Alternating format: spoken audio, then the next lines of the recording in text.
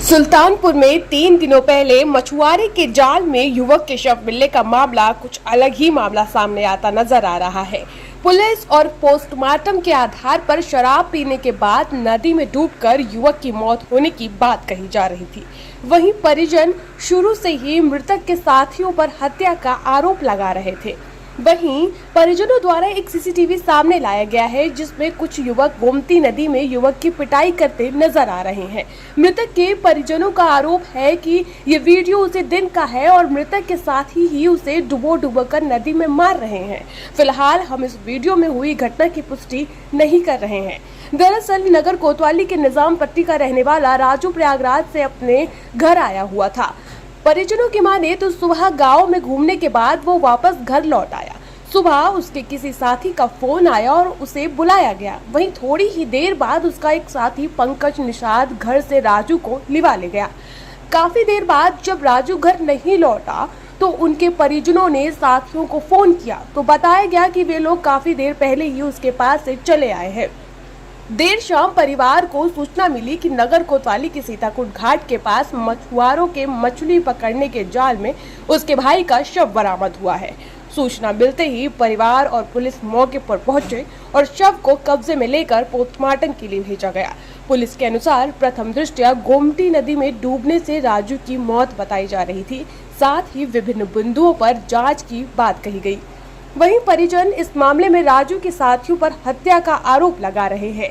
उनकी माने तो पंकज ने अपने साथियों के साथ मिलकर राजू की हत्या की है। इसी को लेकर पूरा परिवार खुद ही खोजबीन में जुटा हुआ था। आज सीताकुंड घाट पर लगे सीसीटीवी खंगालने के दौरान इनके हाथ एक वीडियो लगा, जिसमें नजर आ रहा है कि 3 युवक नदी के दूसरे छोर पर गोमती नदी में एक युवक को पीट रहे हैं और डुबो रहे हैं। परिजनों ने सीधे सीधे आरोप लगाया है कि ये वीडियो राजू और उनके साथियों का है, जिसमें राजू के साथी ही उसे डुबो कर पीट रहे हैं और उसके बाद उसे नदी में छोड़ दिया, जिसके चलते उसकी मौत हो गई। बहरहाल हम इस वीडियो की पुष्टि नहीं कर रहे हैं, लेकिन ये वीडियो उसी दिन का है, उसी समय का भी है।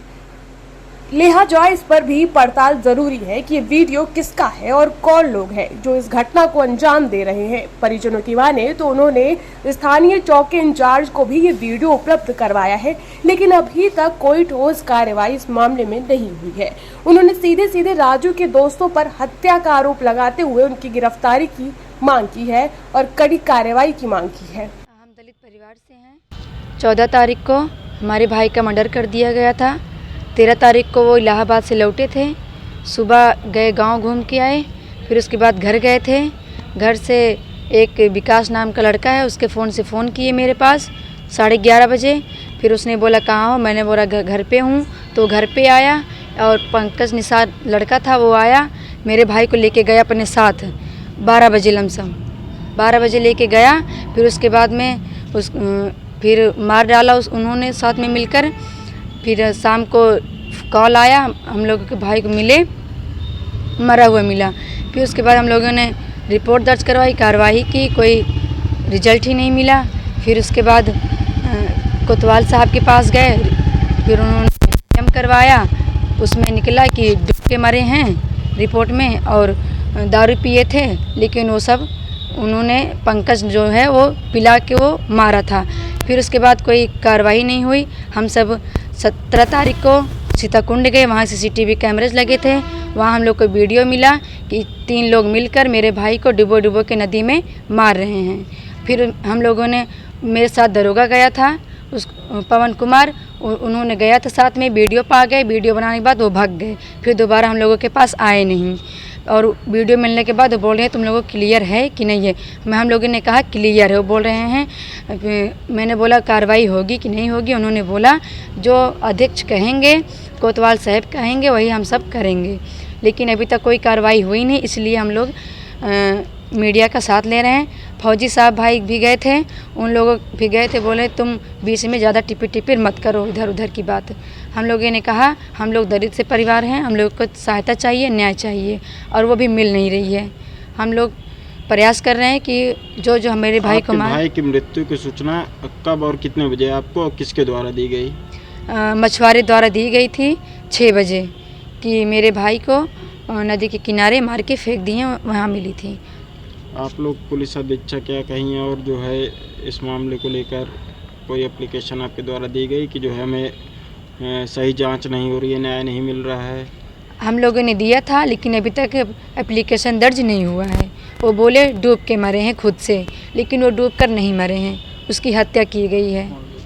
कौन लोग थे, क्या नाम है? पंकज नाम था, वो घर से लेके गया था, उन्हीं लोगों ने मारा है। और परसू नाम का लड़का था और उसका भाई छोटा, दोनों लोग ने धमकी दिया था मेरे भाई को जान से मारने की, कि मार को उसको नदी में फेंक देंगे, और वही किया है। उन्होंने लोगों ने नदी में डुबो के मारे हैं 3 लोग मिलके नदी में, क्योंकि वो वीडियो हम लोगों को मिल चुकी है, उसमें साफ साफ दिख रहा है मेरे भाई को मारे हैं। क्या मांग है आपकी प्रशासन से?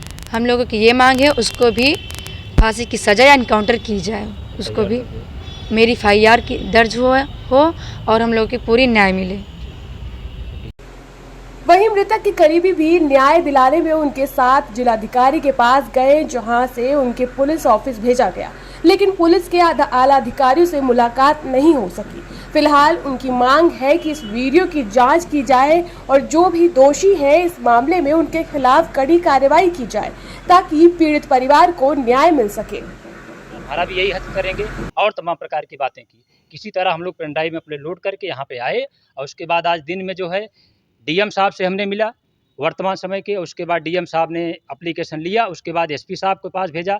टाइम ओवर हो चुका था, 12 बज गया था, इस वजह से एसपी साहब उठ गए थे, नहीं हो पाया। हमने क्षेत्राधिकारी सीओ साहब के पास गए, उनका कॉन्टैक्ट नंबर लिया, उनको भी सूचना देने का प्रयास कर रहे हैं। हम यही चाहते हैं इनका एफआईआर दर्ज किया जाए और उसके बाद जल्द से जल्द उनको गिरफ्तार किया जाए और उससे पूछताछ किया जाए।